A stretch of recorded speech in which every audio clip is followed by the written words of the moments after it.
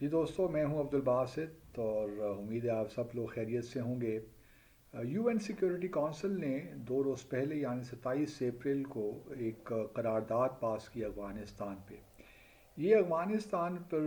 You N security council کی تیسری قرارداد تھی۔ آپ سب کو یاد ہوگا کہ 15 اگست 2021 کو طالبان نے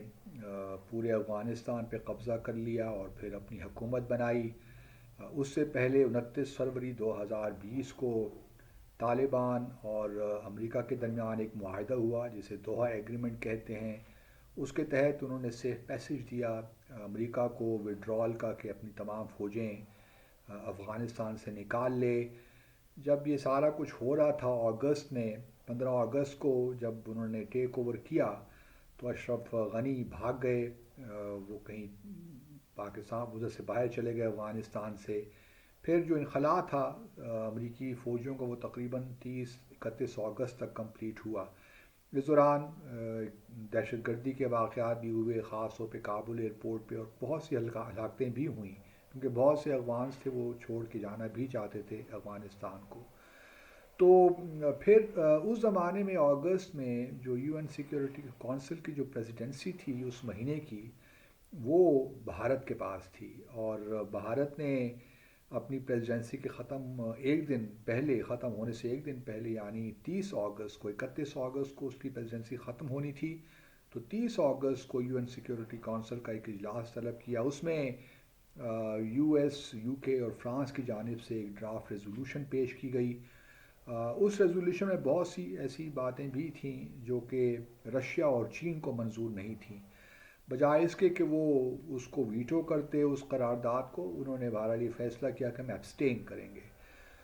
اس قرارداد میں جو بنیادی چیزیں تھیں، کیونکہ چین اور روس کا یہی کہنا تھا کہ ساری جو سچویشن ہوئی ہے اس کے ذمہ دار تو یہی ہیں، امریکہ ہیں اور باقی نیٹو کنٹریز ہیں، ویسٹرن کنٹریز ہیں،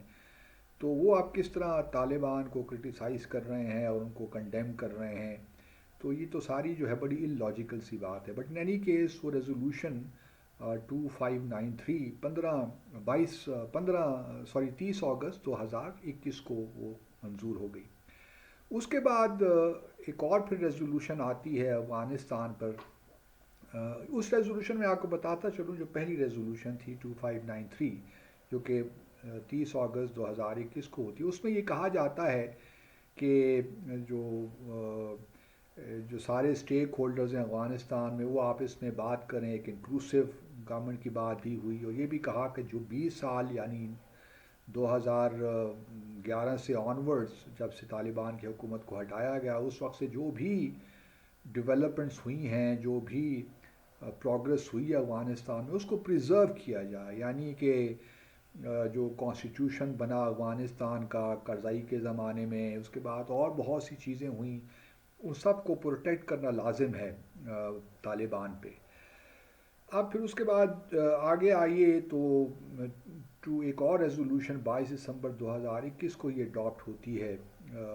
2615۔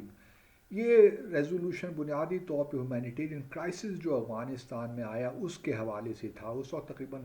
آپ کہہ سکتے ہیں کہ 25 ملین کے قریب لوگ، فوڈ کرائسس بھی تھا، پھر بدقسمتی کے ساتھ ایک زلزلہ بھی بڑا خوفناک سا آیا افغانستان میں، تو کافی صورتحال بگڑ گئی۔ لیکن طالبان کا جہاں تک تعلق ہے، انہوں نے کبھی بھی اس بات پہ رضامندی کا اظہار نہیں کیا کہ وہ کوئی انکلوسیو گورنمنٹ کی طرف جا رہے ہیں یا جو دوسرے اسٹیک ہولڈرز ہیں ان کے ساتھ بات چیت کر رہے ہیں۔ پھر اب پرسوں ایک اور ریزولوشن جو میں نے ذکر کیا وہ اڈاپٹ ہوئی۔ اب میں اس ریزولوشن کو جو پرسوں اڈاپٹ ہوئی اس کو دیکھتا ہوں، اور جو پہلی ریزولوشن 30 اگست کو ہوئی اس کو دیکھتا ہوں، تو اس میں ایک بڑا واضح فرق نظر آتا ہے۔ اور بنیادی فرق تو یہ ہے کہ چلیے یہ تو اچھی بات ہے کہ انٹرنیشنل کمیونٹی جہاں تک خواتین کے حقوق کی بات ہے اس پہ زور دے رہے ہیں کہ خواتین کو کام کرنے کی بھی اجازت ہونی چاہیے، کام پڑھنے کی بھی اجازت، تعلیم حاصل کرنے کی بھی اجازت ہونی چاہیے۔ یہ تو باتیں بالکل درست ہیں اور ایسا ہونا چاہیے، اور طالبان کو اس معاملے میں فلیکسیبلٹی دکھانی چاہیے کہ خواتین کو آبویسلی باہر رکھ کر کسی بھی معاشرے میں، کسی بھی ریاست میں کس طرح وہ قوم یا وہ ریاست ترقی کر سکتی ہے۔ تو یہاں یہ بات بالکل واضح طور پہ کہی گئی، لیکن ایک بڑی اہم بات جو کہ پہلی ریزولوشن 2593 میں تھی اور اب اس ریزولوشن میں نہیں ہے جو 27 اپریل کو اڈاپٹ ہوئی ہے، وہ یہ کہ جو 20 سال، جس طرح میں نے پہلے کیا کہ جو 20 سال کی ڈیولپمنٹ یا پروگرس بقول ریزولوشن کے اس وقت تھی، وہ اس کا ذکر کہیں نہیں ہے، کیونکہ یہ ضرور کہا گیا ہے کہ تمام اسٹیک ہولڈرز ایک لحاظ سے بات چیت کریں اور سیٹلمنٹ کی بات کریں، لیکن اس پہ اتنا ایمفیسس بھی نہیں ہے۔ تو میرے خیال میں دنیا کو اب یہ ریئلائز کرنا چاہیے کہ جہاں تک یہ مطالبہ، کیونکہ یہ مطالبہ OIC نے بھی کیا، اور باقی بھی ابھی سمرقند میں جو افغانستان پہ کانفرنس ہوئی نیبرز کی، ان کی طرف سے بھی آیا یہ مطالبہ کو اتنا میں سمجھتا ہوں کہ it's a non starter in my view, کیونکہ افغانستان ایک نظریاتی جو طالبان جو ہے ایک نظریاتی لوگ ہیں، اور وہ سمجھتے ہیں کہ انہوں نے 20 سال فورن آکوپیشن کے خلاف جدوجہد کی ہے، تو وہ کس طرح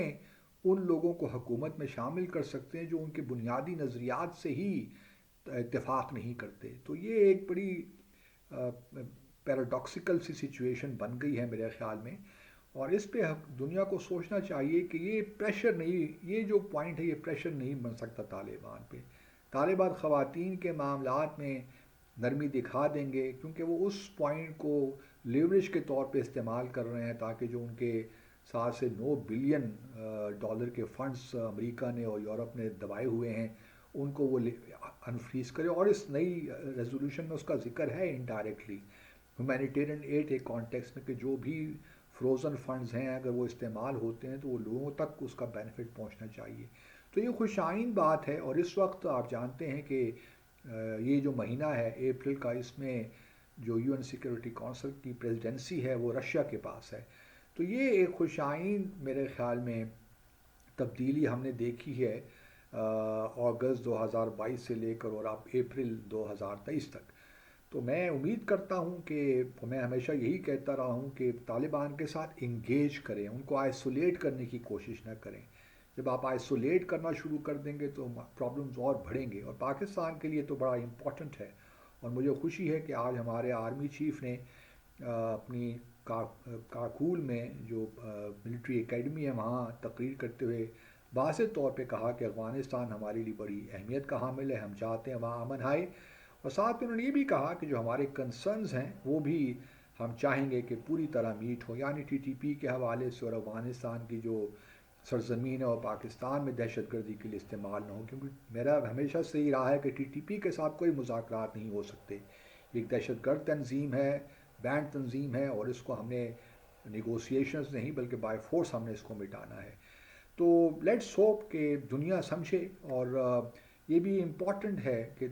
تحریک طالبان جو افغانستان کی حکومت ہے اس وقت وہ طالبان کے پاس ہے، تو ہمیں ان سے ان اینی کیس انگیج کرنا ہے۔ ہماری منسٹر آف اسٹیٹ بھی وہاں گئی تھیں، وہ بہت اچھا وزٹ ہوا، جولائی میں جنوری میں شاید گئی تھیں، مجھے اب صحیح جنوری میں شاید گئی تھیں یا جولائی پچھلے سال گئی تھیں 2022 میں، یس۔ تو اس میں جو ہے ہم امید کرتے ہیں، پھر اس کے بعد ہمارے ڈیفنس منسٹر بھی گئے تھے، تو میں امید کرتا ہوں کہ یہ انگیجمنٹ رہے گی، اور ہم جو بھی ہمارے کنسرنز ہیں rather than discussing them publicly ہم طالبان کے ساتھ ٹیک اپ کریں گے، اور مجھے امید ہے کوئی بہتر راستہ انشاءاللہ نکل آئے گا، لیکن جہاں تک TTP کا تعلق ہے ان سے کوئی مذاکرات نہیں ہو سکتے۔ بہت شکریہ۔